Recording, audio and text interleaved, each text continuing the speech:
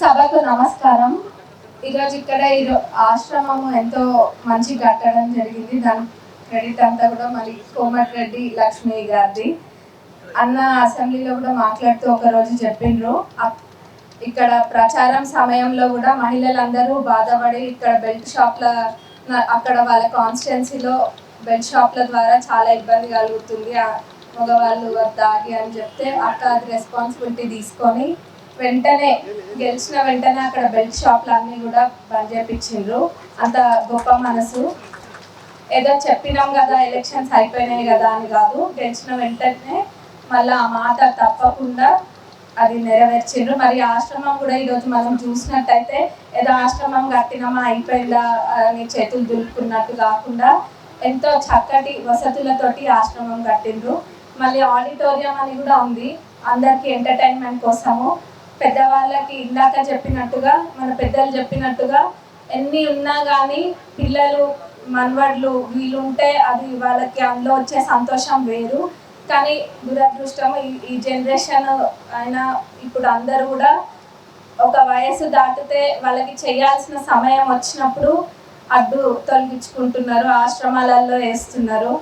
కానీ అందరం గుర్తుంచుకోవాల్సింది, ముఖ్యంగా మా జనరేషన్ వాళ్ళు కూడా గుర్తుంచుకోవాల్సింది ఏంటంటే మనని పుట్టినప్పటి నుంచి పుట్టక ముందు నుంచి కూడా కడుపులో మోసి పుట్టిన తర్వాత ఎన్ని ఇబ్బందులు ఉన్నా కానీ ఎక్కడ తనని వెనక్కి పెట్టుకొని మనని ముందు పెట్టేదే తల్లి. అట్లాంటి తల్లిని మనము ఒక ఏజ్ తనకు వచ్చిందని చెప్పి తనకు మనం చేత చేయాల్సిన అవసరం ఉండదని ఆశ్రమాలలో వేస్తున్నాము. కానీ రేపు మనకు కూడా అదే పరిస్థితి పడుతుంది. మనని చూసే మన పిల్లలు నేర్చుకుంటారు. కాబట్టి అందరూ కూడా ఇది దృష్టిలో పెట్టుకొని ముఖ్యంగా మా యంగ్ జనరేషన్ వాళ్ళందరూ కూడా తల్లిదండ్రులకి అంతే విలువనిచ్చి వాళ్ళు మనం చిన్నప్పుడు ఎట్లయితే కాపాడుకొని పెంచిండ్రో వాళ్ళకి అవసరం ఉన్నప్పుడు మనం కూడా అదే విధంగా వాళ్ళని చూడాలని మనస్ఫూర్తిగా కోరుకుంటున్నాం. మరి ఇక్కడ ఇంత గొప్పగా దీన్ని కట్టిండ్రు. చూసినట్టయితే చెట్లు అన్నీ కూడా ఉన్నాయి. వాళ్ళకి ఎప్పుడైనా విశ్రాంతి తీసుకోవాలన్నా బయటకు వచ్చి కాలక్షేపం చేయాలన్నా చాలా బాగుంది. అండ్ ఇది ఒక ఇన్స్పిరేషన్ లాగా తీసుకుంటున్నాను నేనైతే.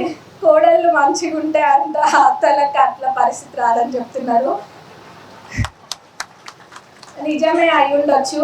నేను అందుకనే చెప్పిన, నా జనరేషన్ వాళ్ళ ఎగ్జాంపుల్ తీసుకొని చెప్పిన, మనము తల్లైనా అత్తైనా ఒకటే అని అనుకోవాలి. అట్లనే అత్తలు కూడా అనుకుంటారు. మనం ఈ విధంగా ముందుకెళ్తే ఈ సమస్యలు ఏమి ఉండవు. తల్లిదండ్రులను మటుకు తప్పకుండా మనం మంచిగా చూసుకుంటేనే మనకు కూడా దేవుడు ఎక్కడ ప్రతి చోట ఉండలేడు కాబట్టే తల్లిని మనకి ఇచ్చిండ్రు. మరి అట్లాంటి తల్లిని మంచిగా చూసుకోవాల్సిన బాధ్యత మనది. దేవుడు చుట్టూ తిరిగిన దానికన్నా తల్లిని చూస్తే అంతకన్నా ఎక్కువ పుణ్యము. అది అందరూ గుర్తుంచుకోవాలి. మరి అత్త మామ తల్లి తండ్రి అందరూ ఒక్కటే. అందరినీ మంచిగా చూడండి. వాళ్ళు ప్రేమ అనేది మనము చూపిస్తే వాళ్ళు కూడా మనకి తిరిగి అదే ప్రేమ చూపిస్తారు. 1-2 సార్లు చూపించకపోయినా మూడోసారి మళ్ళీ మనం అంతే మంచిగా వాళ్ళు వేరేలా ఉన్నా కానీ మళ్ళీ మనం మంచిగా ఉంటే తప్పకుండా వాళ్ళు కూడా మళ్ళీ తిరిగి మనకు ప్రేమను చూపిస్తారు. నాకు ఇక్కడ ఈరోజు మాట్లాడే అవకాశం ఇచ్చినందుకు మరొకసారి ధన్యవాదాలు తెలుపుతూ ముగిస్తున్నా.